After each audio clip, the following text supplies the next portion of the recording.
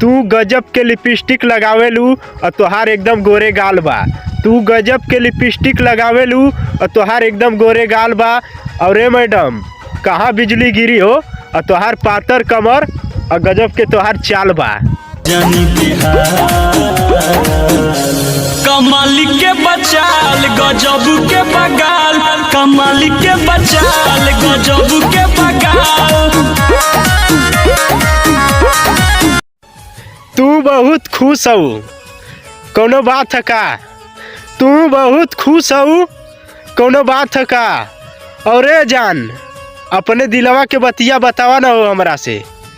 इ तो दिन है कोनो रात है का?